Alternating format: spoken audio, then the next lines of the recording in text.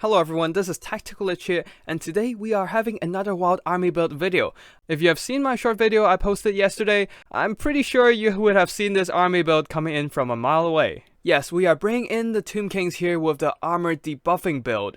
Recently, I have received a lot of Tomb Kings replays, and in fact, it is basically all the undead replays I received. I only have one vampire replay and one vampire counter replay, and the rest are all of these Egyptian undead, so I decided to play around with this faction and test out their abilities. As a result, I find that they are an extremely fun faction to play with. Especially after talking to some other players on my Discord, they pointed out their strong armor debuffing ability, so we are rolling in with a character squad of Tomb King, Lich Priest, and the Tomb Prince here, with all their abilities for those sweet armor debuffs.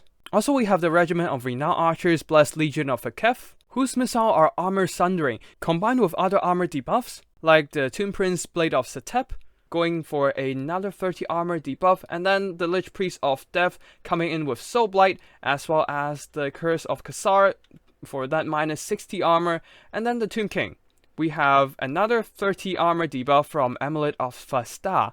Now let's do some quick math. If we concentrate every single one of the debuff onto one single unit, that unit will receive a total of 180 armor debuff, meaning that even the heaviest armor of the whole game, the Steam Tank, will have its armor nuked to oblivion as they only have 160 armor. This is absolutely massive, as it will be able to turn around even the most dire of scenarios, giving your units a massive damage boost. Now for the rest of the build, we have a front line of skeleton warriors mixed in with Nehekhara warriors, backed up by some skeleton archers in the middle, the Blessed Legion. At the back, the backline are protected by the Tomb God with halberds and some Nehekhara horsemen. And in the skies, we have 3 carrions to silence enemy missile units. As for our opponent, they are bringing in Empire today. Now, if you have seen my shitpost video, you have seen part of this battle. But still, I want to go through with this whole replay as I want to talk about these application of the debuffs in a bit more detail. Now to my opponent's army build. For the front line, we have a bunch of swordmen, and at the back, a second line of handguns, one of them the Silver Bullets Regiment of Renowned Magic Bullets that does really good damage. We also have some spearmen with shields on the flanks, at the back 1 more spearmen, and 4 right guard.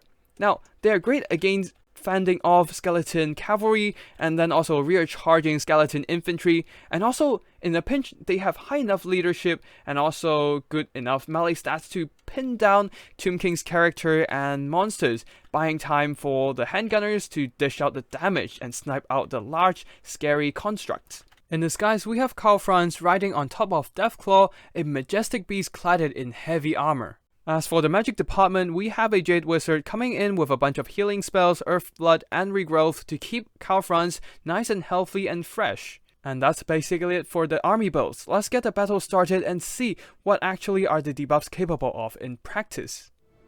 As the battle begins, both armies quickly approach each other as we do not have to sit back with artillery in this game, so Blessed Legion of Akef already firing into the swordsman, but the Silver Bullets who was in stock unveiled themselves and now shooting into the Blessed Legion, doing some nice counter fire. At this point of the battle, I actually went AFK for a few seconds due to some real life emergency, so I just left these Nehekhara horsemen right here, vulnerable to a cavalry charge.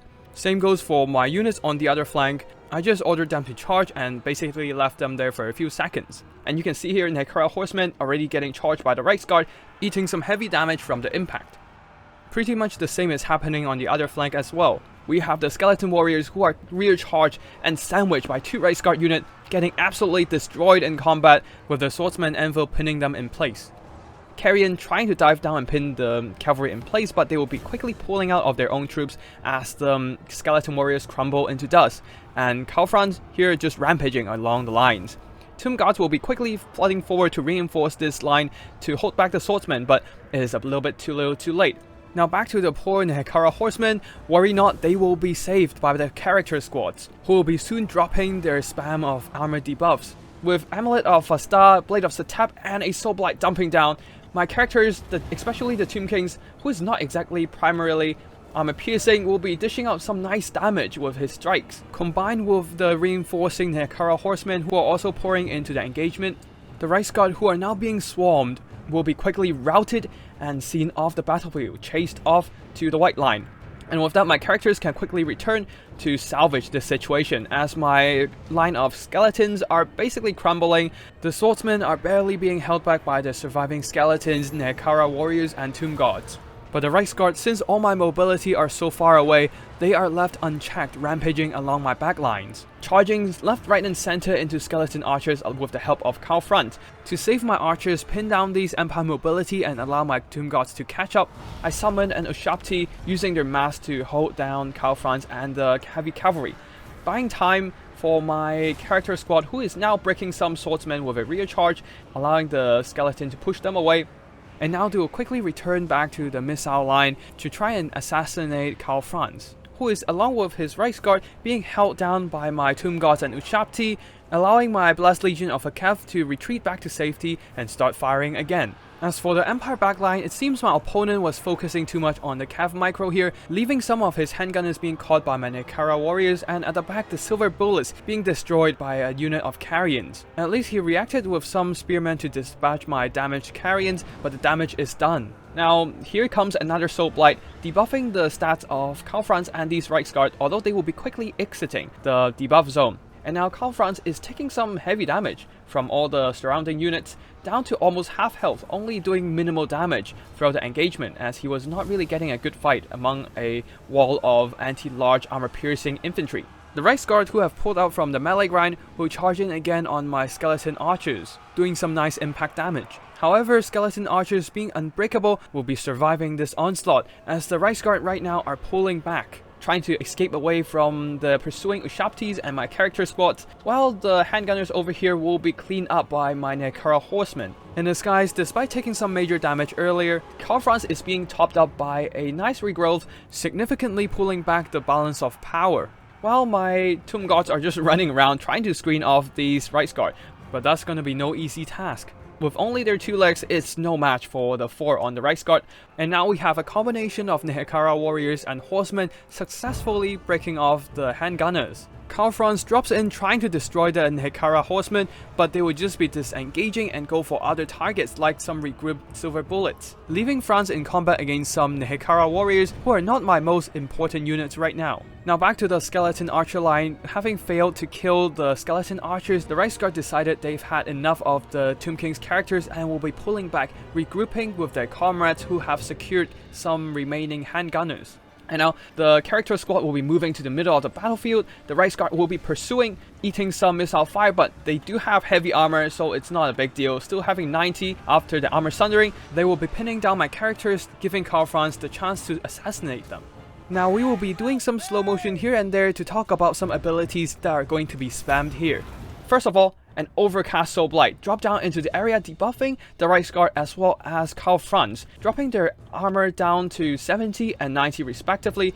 More right guard flooding in, trying to pin down my characters to get them sniped out by Cow Front, who is further debuffed by the Blade of Setep, lowering his armor yet again. Soul Blight also lowers their weapon damage so that my characters can tank out a little longer than usual. Now my Lich Priest has taken some damage from miscasting the upgraded Soul Blight. It was not intentional, but it did work in my favor, as I am able to activate this ability called the Curse of Khazar.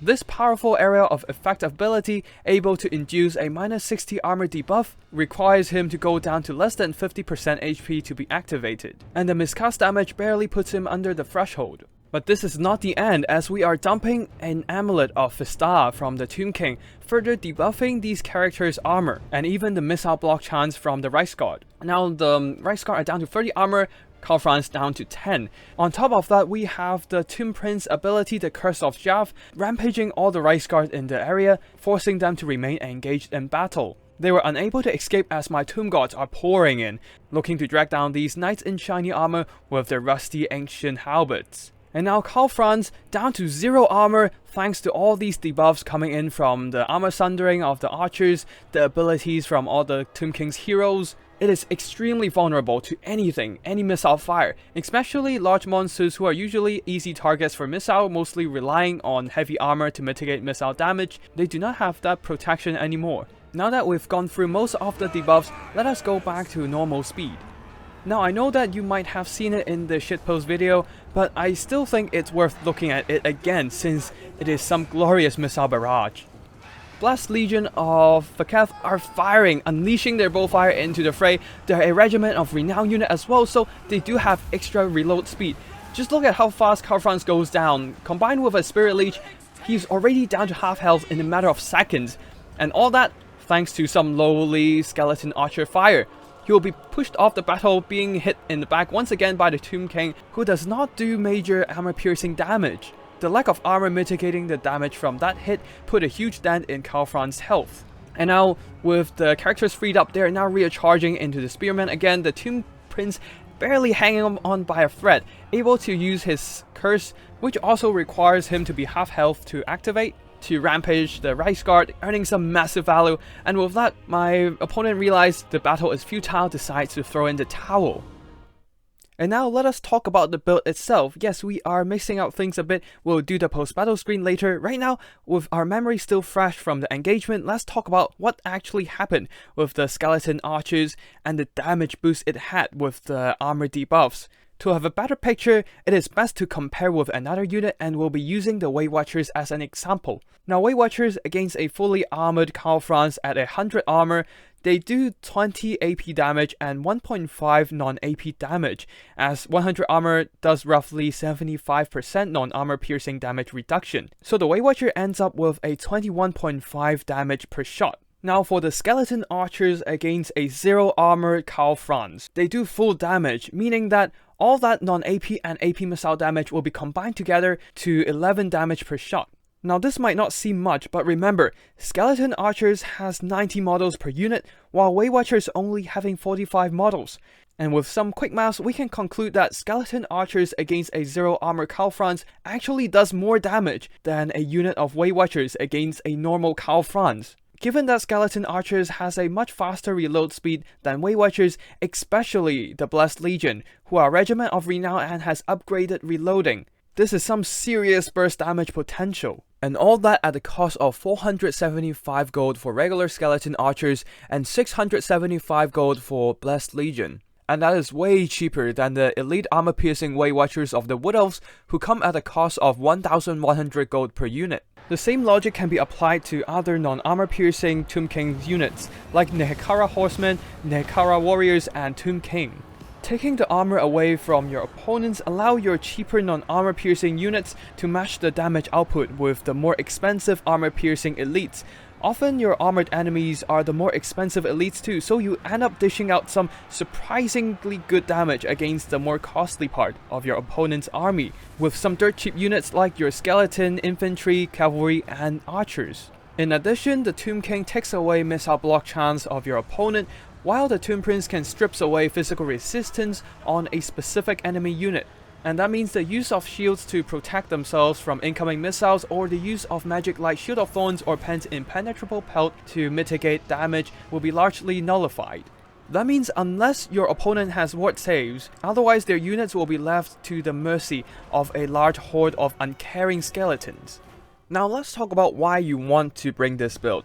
You might think that Tomb Kings, a faction known for their monsters, have an abundant amount of armor piercing, so why do you need those armor debuffs? Well, since Tomb Kings are famous for their big constructs, that means your opponents will be prepared for them. They expect armor piercing monsters, taking some anti-large infantry monsters and cavalry, and most importantly, the armor piercing missiles. Units like the handgunners from the previous game or the bolt throwers here, which my opponent brought 5 of them, are great at deconstructing your constructs. It will be hard to keep your constructs alive among a bunch of missile crossfire.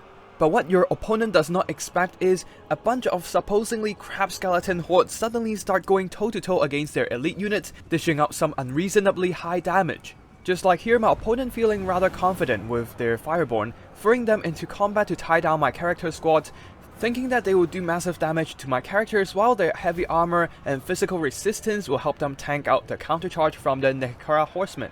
Now the damage part might be true as they have put a huge dent in my character's health, but the tanking part not so much. With all these armor debuffs dropping their heavy armor down to only 20 and the physical resistance being stripped away by the Blade of Satep, the Dragon Princess, one of the tankiest cavalry in the game, is melted by some puny Nehekhara horsemen, which only cost 650 gold.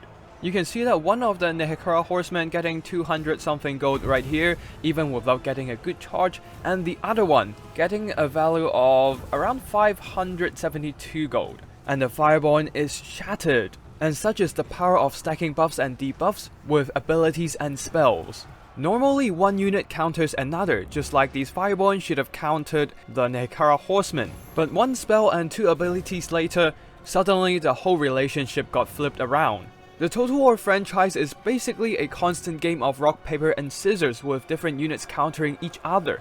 But in the Warhammer trilogy, due to the existence of spells and the abundance of character buffs, sometimes rock can actually beat paper, giving the game an ever-changing dynamic between different units. As for the weakness of this build, well, it is not exactly apparent as there are no consistent ways to counter this build. The direct counters are armor buffs, which are very niche picks in this current meta. We have the Golden Robe of the Lore of Metal, the Rune of Oath and Steel from the Dwarves, and also Wysen's Wild Form in the Lore of Beast. But let's be real here, who in their right mind would look at their heavy armored units and think, I think these heavily armored units need more armor, so I should bring some armor buff spells to slap it on top of them. It is very unlikely to see someone bring a Golden Robe from the Lore of Metal just to put it on top of a Chosen, which is in normal scenarios a huge waste of resources. The other reliable way to counter this armor debuff is ward save, but only the Dwarves who has the Rune of Negation, the Empire who has the Lore of Sigma Shield of Faith, and also Slann Mages with Shield of the Old Ones have access to active ward saves. So the counter to this armor debuffing build is really limited. And now let's wrap up the whole video with the post-battle screen from the battle replay. For the Tomb Kings here, the skeletons and the carrions are pretty much fodder. One of the carrions hunt down the silver bullets, so did some okay damage, but other than that they just died in combat. The Nehekhara warriors did some decent damage as well, pushing through the swordsmen to threaten the handgunners, but unfortunately they got charged down by the Rights Guard, who have massive charge damage and heavy armor, something that these Nehekhara warriors are not equipped to deal with. But fret not, these Rights Guard and the heavily armored Calfrons are dealt with by a bunch of non-armor piercing units. We have the Nehekhara horsemen, one of them got wrecked by the Rights Guard early game, but the other able to get some armor debuffs from the characters to take away the armor of the Rights Guard and get a charge into these elite Empire Knights. They got some really good damage after running down the Rights Guard and then running down the handgunners. The Tomb Gods as well did some good damage. One of them held back a lot of Empire troops and the other dragged down knight after knight with their armor-piercing anti-large melee attack. But most importantly, we have the Blessed Legion and the Skeleton Archers doing some really good damage. One of them got shut down by the Rights Guard early, but the other one, 992 value. Remember, they only cost 475 gold, so double their value, really impressive.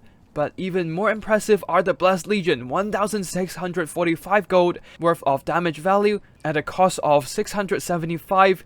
This is some insane stuff, as the archers, both the Blessed Legion and the regular Skeleton Archers, were able to shoot down a bunch of knights and Calfrons on Deathclaw who are bunched up in a single engagement and got hit by a ton of armor debuffs, having their armor nuked to absolute zero by a bunch of Tomb Kings characters. The Tomb Kings characters though, they didn't really do much as the Tomb Prince was hit hard by Calfrons, the Lich Priest was mostly there to debuff, the Tomb King did better, but still, mostly there to provide the debuff and support the army. Most of the damage is dealt by the standard rank and file Skeleton Archers, Tomb Gods, and the Nehekhara Horsemen.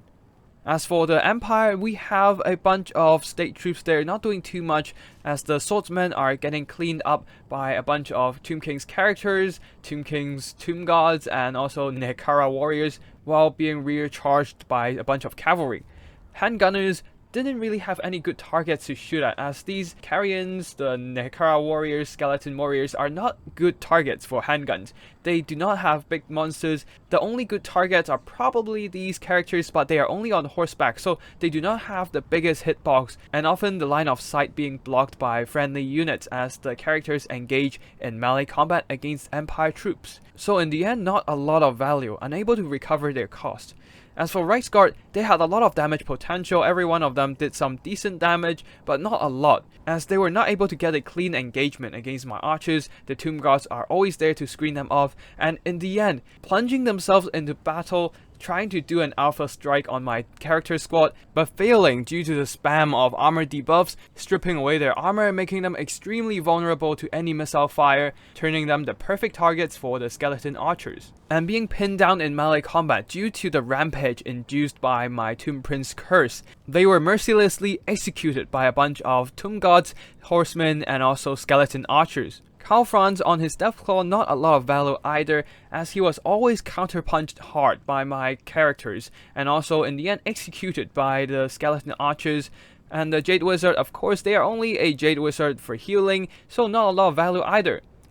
And that's gonna be it for today's video. I hope you enjoyed the showcase of Tomb Kings Armour Debuffing power nuking their opponent's armor to absolute zero, turning the thickest of armor into the equivalent of wet cardboard. So yeah, thank you for watching. Be sure to hit the like and subscribe to get notified every time I upload a new video. They will be ranging from battle replays, wild army builds like this one, and tips and strategies for Total War Warhammer multiplayer.